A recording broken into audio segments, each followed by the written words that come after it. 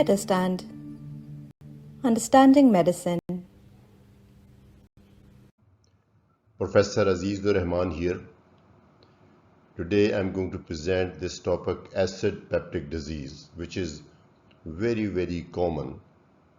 The presentation consists of an overview. Some details will be discussed in separate videos. For example, H. pylori infection and its treatment, that deserves a separate video, and gastroesophageal reflux disease also deserves a separate video. In this one, I will just give you an outline of peptic ulcer disease. Before we can understand the exact pathogenesis of ulcer and the treatment, I think we need to know the anatomy of the stomach. This is of course esophagus, which is just a passage of food, and the stomach is divided into separate parts. This is called cardia, and this is fundus, which is above this cardia, and then this is body and pylorus, and this is pyloric sphincter, and then this goes on to the duodenum. Although this stomach is basically a reservoir for our food, but it has got many other functions which I will shortly discuss. This part is basically responsible for acid formation, and normally when food, even if when we've eaten full meal, it should fill only, I think, maybe 2/3 of the stomach, not exactly up to this level. And whenever there is contraction of stomach, which is the normal function of the stomach after food intake, then food should not regurgitate back into the esophagus, because this sphincter contracts. Whenever our stomach contracts, this sphincter closes, and this is reinforced by the diaphragmatic sphincter.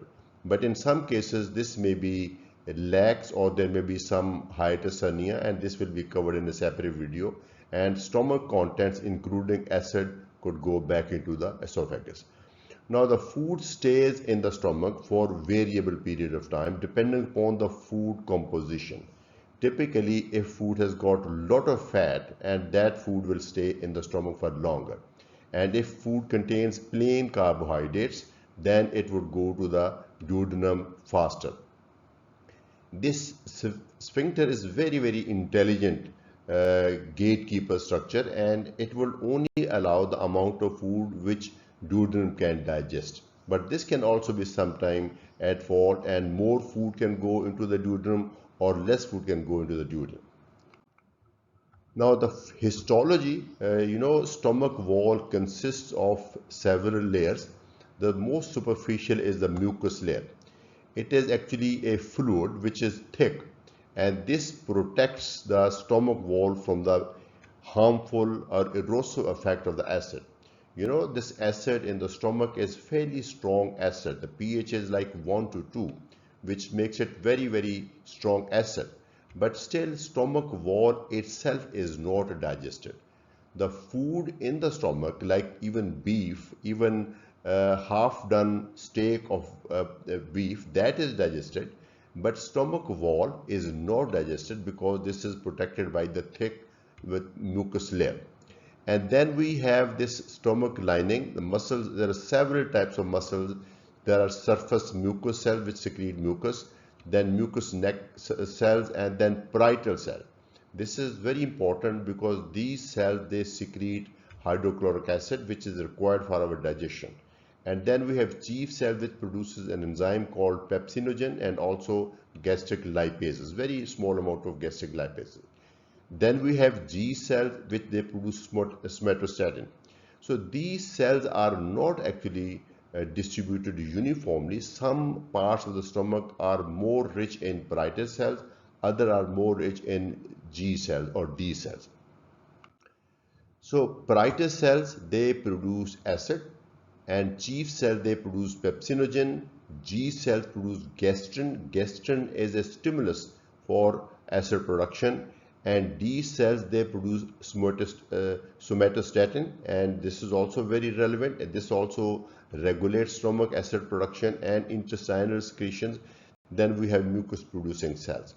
So we will be actually focused on the D cell, parietal cell, to understand the acid peptic disease.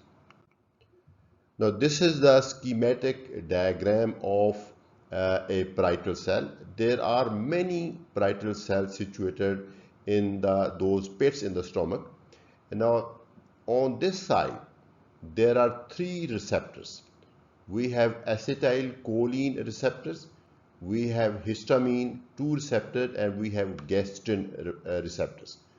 All these receptors are stimulatory. Acetylcholine receptors are stimulated by vagus nerve. Histamine receptors are stimulated by histamine, which is circulating in the blood, and gastrin is stimulated by the gastrin, which is produced by the G cells of the stomach. So all these three, they stimulate the mechanism in the parietal cell which is responsible for acid formation. And this mechanism ultimately stimulates an enzyme which is present in the wall of the parietal cell, the luminal side of the parietal cell, and this is called hydrogen potassium ATPase.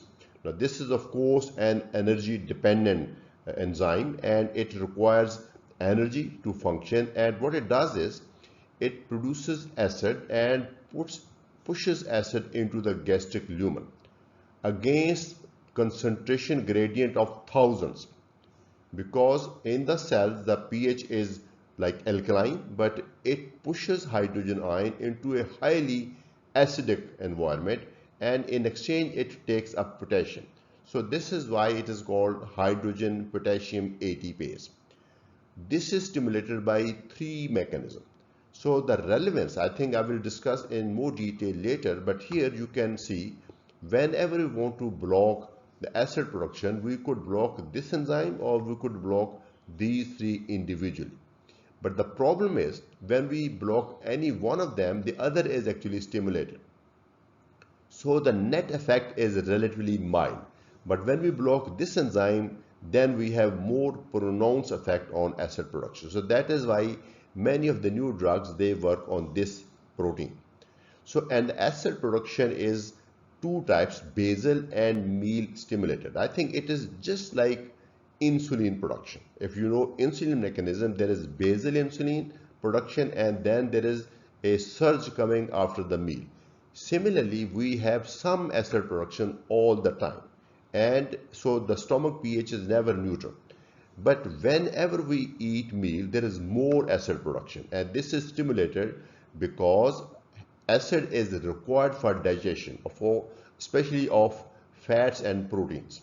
So this is the mechanism, and these when we treat, our aim is mostly to stop basal acid production, but also the meal mediated acid production. Types of acid peptic disease, I think I like to mention about this name, acid peptic disease. There are several entities which fall under this one heading of acid peptic disease, because clinically it may not be possible or at least easy to differentiate between them. So we have an umbrella term, acid peptic disease. Any disease of stomach which is related to acid production, we call it acid peptic disease. So the types are, number one, non-ulcer dyspepsia. There are people who would have very typical symptom of acid peptic disease, but when we do investigation, particularly when we do endoscopy, there is no finding. So stomach may just look normal. So that is called non-ulcer dyspepsia. Then we have gastritis. There is inflammation of the stomach. The mucosa is reddened and mucosal vascularity is changed, and an experienced person can tell that this is gastritis. And gastritis also has more than one types, and I think that is beyond our discussion.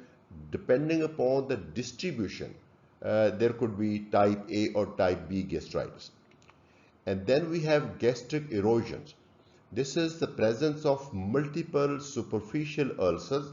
They're sometimes numerous, sometimes they may be bleeding, and this is typically caused by non-steroidal anti-inflammatory drugs. And gastric ulcer, now this of course is self-explanatory. If there is an ulcer, if there is an actual ulcer in the stomach, maybe along the lesser curvature usually or the greater curvature, and if there is actual crater formation, that is called gastric ulcer. So whenever we see a gastric ulcer, our concern is always to rule out malignancy. Then we have duodenal ulcer. The duodenal ulcer is just like a gastric ulcer, but it is present in the first or the second part of the duodenum. Then we have a condition called gastroesophageal reflux disease, and this is, I think, a slightly separate disease, so we'll have a separate lecture on this. Now, these gastric ulcer and duodenal ulcer, they used to be common condition.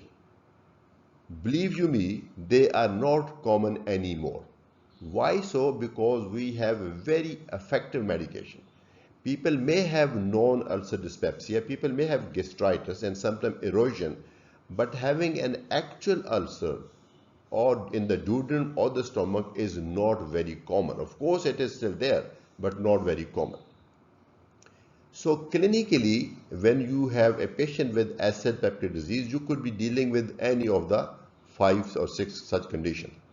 And basically, the treatment is same. In some cases, who do not respond to the treatment well, or there are some what we call red flag symptoms, further investigations are essential, but many times we just treat on the basis of symptoms and sign. The etiology of acid peptic disease, traditionally we used to attribute it to hurry, worry and curry, anxiety related. This is not scientifically validated actually, but still in many cases this may be responsible, or we cannot pinpoint the exact cause in many cases.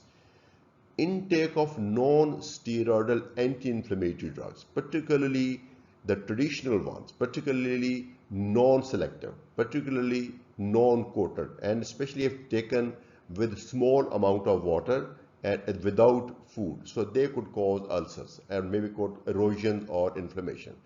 Then many foods, for example, chocolate, coke, coffee, tea, some other spicy foods, they may cause ulceration or gastritis. H. pylori infection is definitely a very important condition.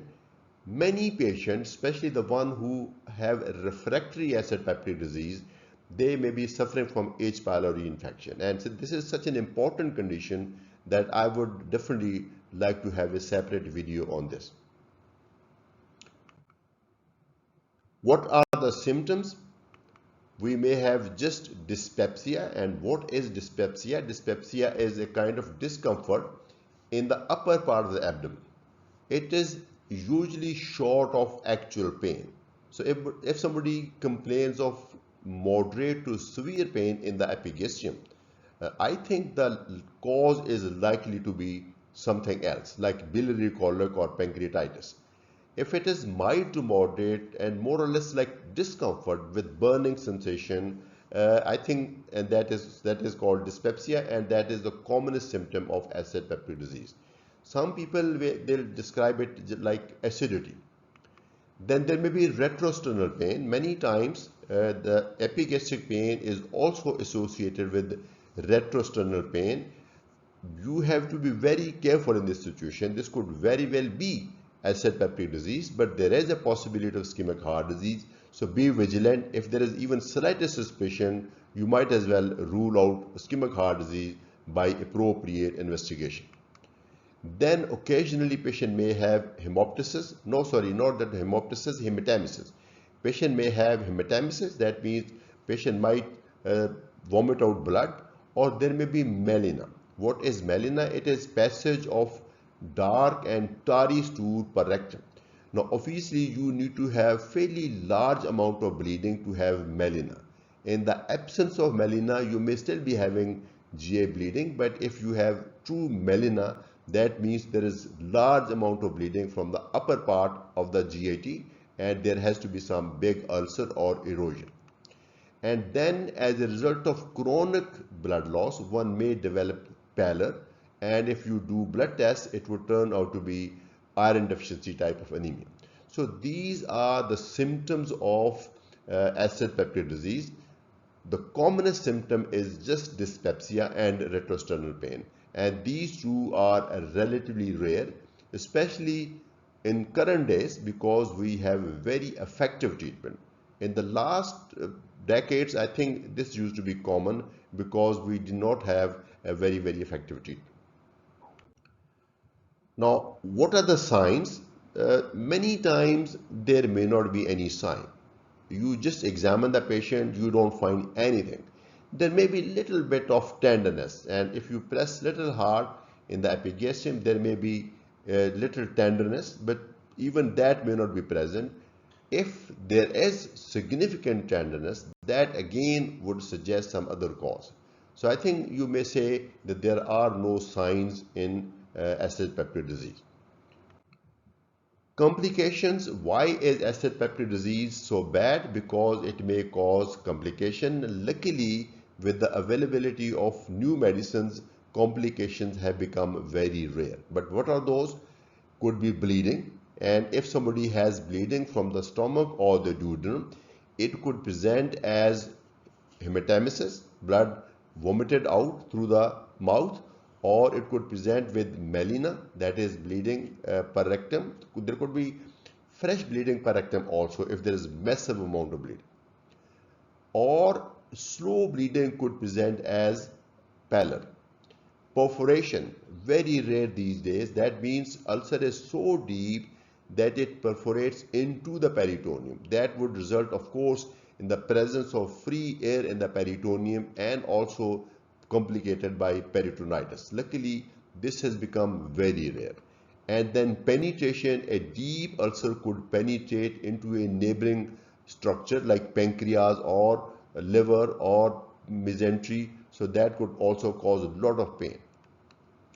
Gastric outlet obstruction, a chronic duodenal ulcer, there may be fibrosis, there may be stricturing, and there may be narrowing of the gastric outlet, and that could cause some symptom. The symptom would be bloating, and patient would have fullness feeling and may have repeated vomiting. And then malignant transformation. I think the current understanding is that benign ulcer never become malignant. Those who later present as malignancy were probably malignant to begin with, but were missed. There are some signs on endoscopy which suggest that this could be malignant.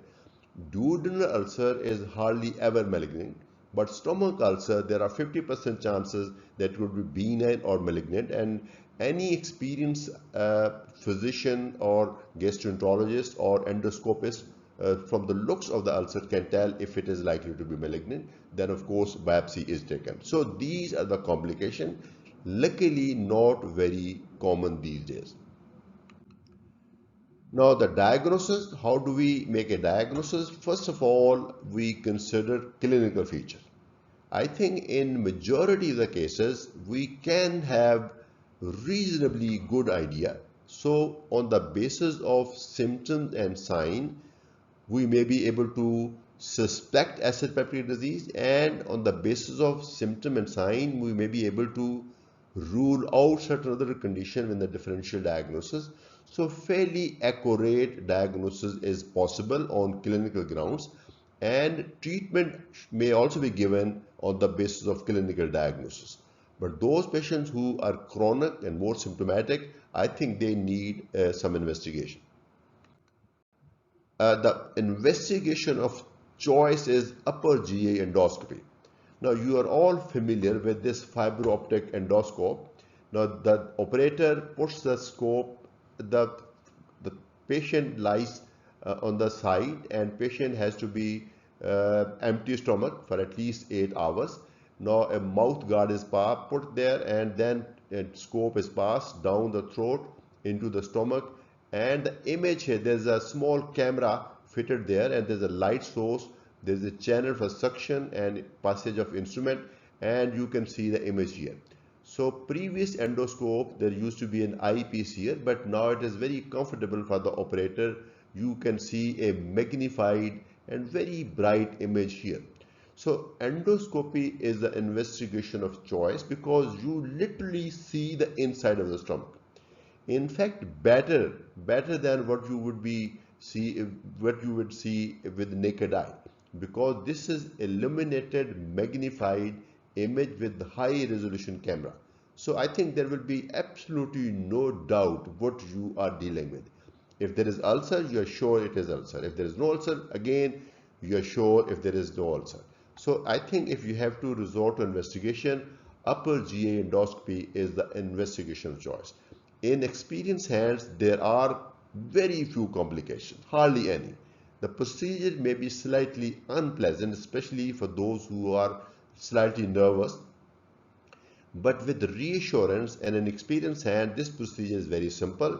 Patient does not need any anesthesia. Patient does not need any analgesia. Maybe a little bit of sedation and some anesthetic in the throat. Patient can drive to the facility and after the procedure can drive back. So no problem at all. GI endoscopy is the investigation of choice. But since this test is slightly unpleasant, not available everywhere, and it is little expensive also, so it is done only when we suspect that this is not a very simple case of acid peptic disease. Now these are some of the examples. I'm going to show you some examples. Now this is a big ulcer. You can see very neat lining. See this? This is the ulcer base. This is covered by exudate. This is normal gastric mucosa, and there is probably another ulcer there and still another one, and this is going into the duodenum further down. So this is the stomach wall and there's a big ulcer. You can actually measure the dimension. This is oversized. I don't see any adjacent growth or I don't see any bleeding. So I think this looks like very much like benign gastric ulcer, but of course in gastric ulcer biopsy is taken as a rule because you never know, it could be malignant. So this is gastric ulcer. Now this is a duodenal ulcer. How do I know this is the duodenal ulcer? Because I know the scope is in the duodenum and this is exactly the same like the previous one, and you can measure the dimension. This is ulcer, no bleeding and no growth, but this is ulcer, duodenal ulcer. Now this one is slightly complicated. You can see this ulcer base is covered with blood. If that is the case, there is a possibility of bleeding after the procedure, during the procedure, or patient may have bled before the procedure. Now this should be treated with therapeutic endoscopies. Alcohol or some other sclerosing agent may be injected and that will stop the bleeding. Here again you can see a lot of blood. So I think endoscopy not only is a definitive investigative procedure, it also offers many therapeutic measures in acid peptic disease and some other conditions which come in the differential diagnosis. Now these are erosions. You see multiple lesions. This one, this one, this one, this one. These are multiple small abrasions, erosions, contusions like thing, and patient must have taken some non-steroidal anti-inflammatory drugs, and you could see the multiple erosion. They may also bleed, but in this case they are not bleeding. This is the stomach. Of course you can see pylorus here. This is the pylorus, and in the antrum you have multiple erosions. This is an ulcer, very irregular. The difference between this ulcer and the one which I showed you earlier, this is very, very irregular with very, very ragged walls, and you can see the background mass. So this is highly suggestive of malignant. This patient must undergo biopsies. I think at least 4 or maybe 6, 7, 8 of them, because one biopsy can miss the cancer. So typically we take multiple of them. 4-quadrant biopsy, one from here, one from here, one from here, one from here, one from the base, or maybe more. So I think multiple biopsies should be taken so that you can definitively rule out malignancy. But this one definitely looks like malignancy. This ulcer might also partially respond to medication, at least symptomatically. but in these patients, biopsy is must. This is another ulcer, and this is also very big and with a necrotic base, and the boundaries are relatively clear, but there is a suspicion of malignancy in this also. Sometimes there may be what we call giant ulcer. There may be a big ulcer. It may be just benign, but it is called giant ulcer because it is big. So I think I have shown you multiple images of different types of ulcers: gastric ulcer, duodenal ulcer, erosions, and malignant ulcer, bleeding ulcers. Now let's move on to our next investigation of choice, that is barium meal study. Now, barium meal study is patient normally, when you take X-ray of the abdomen, you can't see stomach or intestine because they're not visible on X-ray. So, barium is given, patient is asked to ingest a glass of barium. Barium is a liquid which is radio opaque and it will fill the stomach. Now, you can see this is the stomach. Stomach is filled with barium and the stomach is outlined. And this part is little empty because it has emptied into the duodenum, and this is barium into the duodenum, further down into the jejunum. Now if you see, this is of course the stomach filled, but this is this one, if you see, there is a what we call it a crater. So this is like barium gone into the crater. So this is barium, and this is indirectly indicate that there must be an ulcer in this part. Typically, before these images are taken, patient is examined under fluoroscope. So when there is a barium stuck at a particular point and which stays there from different angles you see, and it stays there, that would mean it is the ulcer. So this is like indirect way of making a diagnosis. This used to be the investigation of choice before the invention of endoscope. So I think this is ulcer. Of course, you could miss the milder ones. This is gastric ulcer. Now this is a double contrast study. You can see this is the stomach. It is mostly filled with gas because it is double contrast. Barium mixed with air administered with NG tube, and this is the stomach outline. Mostly it is gas, air, and this goes into this is antrum, and this goes to the duodenum. And you see this part. Now I'm going to uncover this part. This is the contrast which has gone into the crater in the duodenum. So this would suggest a duodenal ulcer in the duodenal bulb, the first part of the duodenum, second part of the duodenum. So barium meal study can also give you the diagnosis, but of course barium would be negative in simple gastritis. It would be negative in superficial erosions also. It would be positive in gastric ulcer and also duodenal ulcer, but it requires fluoroscopic examination. You have to take multiple images from different angles, and the one which shows crater, that is to be photographed, others are discarded. So this is another investigation. You can also diagnose malignancy on barium meal, and that would show what we call filling defect. And then it would also be able to diagnose pyloric stenosis. So I think barium is still useful, but mostly we are able to make a final diagnosis with upper GE endoscopy. Another investigation is H. pylori. Once we have made a diagnosis of duodenal ulcer and gastric ulcer, then I think we would definitely be concerned if the infection of H. pylori is there. And this is the picture of H. pylori, and this is a gram-negative bacterium which is spiral shaped with flagella, and we are going to discuss this entire topic of H. pylori infection in the separate video. Ultrasonography, you can't see actually the normal stomach or the duodenum with ultrasonography, but it is still useful because a malignancy of stomach can be seen with ultrasound, and ultrasonography is also useful to rule out some other condition which can come in the differential diagnosis, like cholelithiasis, pancreatitis. So I think ultrasonography, that's why I have included ultrasonography also here in the investigation of acid peptic disease.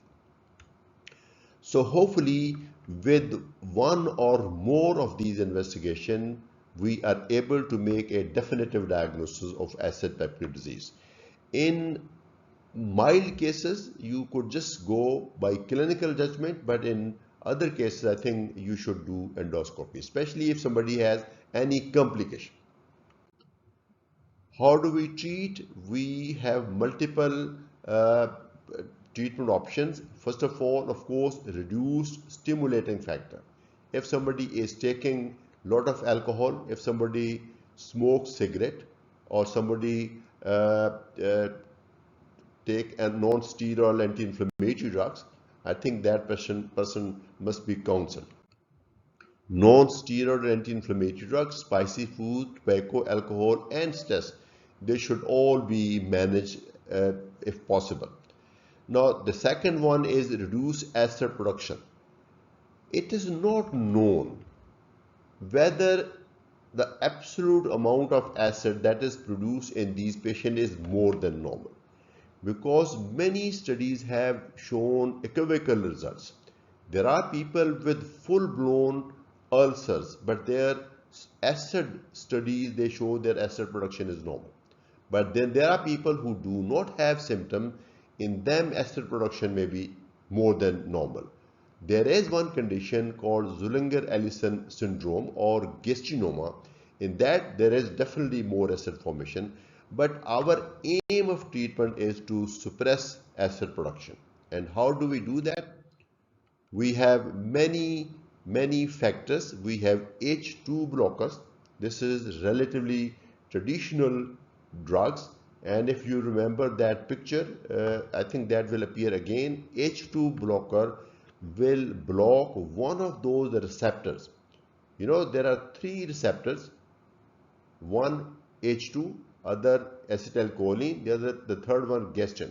So H2 blocker will block histamine from attaching to the parietal cell, and that is how it will reduce acid production. Then we have proton pump inhibitors, which will block the ultimate pump, which is responsible for acid formation. Then we have the newest agent like potassium competitive acid blockers. I think I have some more slides to explain their mechanism of action. Then we can improve gastric defense mechanism. It is often said that gastric ulcer or duodenal ulcer, they occur when the defense mechanism fails or when there is too much erosive factors. So defense mechanism should be also improved by giving some agents that I'm also going to show you soon. Then if somebody has H. pylori infection, that needs to be eradicated. In majority of the patient with H. pylori infection, it is possible to provide symptomatic relief with these drugs. And in many situations, as the ulcer will heal also. But if H. pylori infection persists, the chances of recurrence is high. So that is why H. pylori should be eradicated when present. It should also be eradicated because it is also associated with adenocarcinoma of the stomach and also lymphoma of the stomach. Now let's examine these agents in some more detail. H2 blockers, they block H2 receptor here, this one, histamine. So this channel will be blocked. But you know, whenever we block one channel, the effect is likely to be modest, not very strong. Why? Because these two channels still remain unblocked. In fact, reflexly, those patients who are H2 blocker or proton pump inhibitor, their gastrin level is increased. So not only this remains unblocked, this may be actually stimulated. So that is why H2 blockers are of modest efficacy. Typically once a day, it could be given in the morning or at night and could be given with or without meal, and they're moderately effective but very, very safe. We have been using these agents for maybe 3 decades, and they are very, very safe. Some traditional old-fashioned H2 blocker had some problem, but the newer ones, they do not have those issues. Now this is the list. The cimetidine was the oldest one. It has anti-androgenic effects. Ranitidine, famotidine, nizatidine. These are all available, but somehow I think unfairly the PPIs, the proton pump inhibitors, they have actually replaced them because PPIs are more effective drugs. But these are still useful and available. Typically, all of these may be given once a day or sometimes twice a day. Second agent is proton pump inhibitor. We actually used to treat these two mechanisms. There were anti-gastrin drugs also. To my knowledge, they are not available anymore.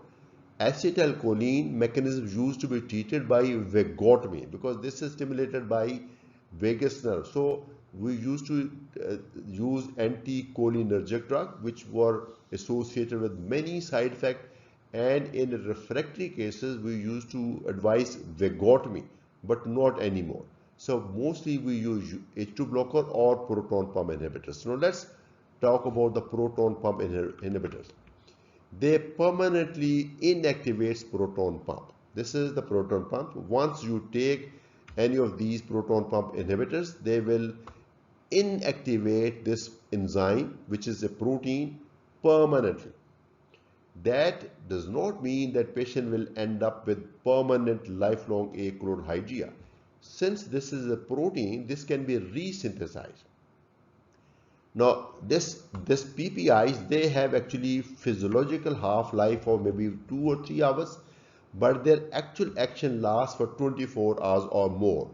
Why? Because they would permanently inactivate the existing proton pumps, and it would take about 24 hours or more to regenerate or make a new proton pump. So that is why the pharmacological action is only 2-3 hours, but actual physiological acid suppression is for 24 hours. Typically, these drugs are given once a day with very, very pronounced acid suppression. Typically once a day, and generally very effective and very safe.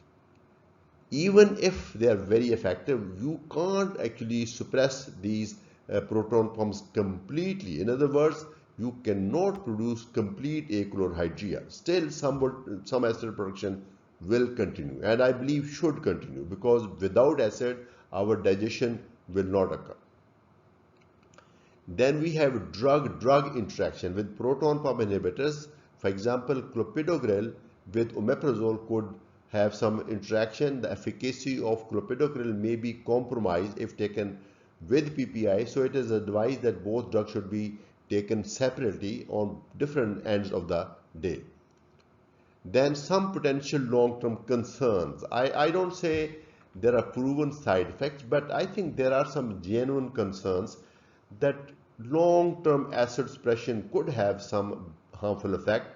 They could interfere with the absorption of some nutrients, vitamin B12, iron, and some other nutrients, and they may also promote bacterial overgrowth, and also may predispose to some malignancy. Not proven, but there are some theoretical reasons to be concerned. So these are some of the agents. We have omeprazole, we have esomeprazole, pantoprazole, and rabeprazole, lansoprazole, and dexlansoprazole. And frankly, there is nothing much to choose between them. They are all great, and they're all almost equally effective drugs. Some have more selectivity than others. Some have longer duration of action. But when it comes to their clinical use, they're all the same. So you could use any of them, and whichever is available and whichever I think is suitable for the patient. Now, the newest class of anti-secretory drug is called potassium competitive acid blockers, PCABs. This is the latest. One example is vonoprazan, and this is available. This was available in Japan for more than a decade, but only for the last few years it is now available in the world, and they are believed to be better than PPIs because they work better, they work faster, and they cause reversible but more pronounced inhibition of proton pumps. So they're more active. I mean, the acid suppression is faster and more complete. But the long-term safety, of course, we're not exactly very sure.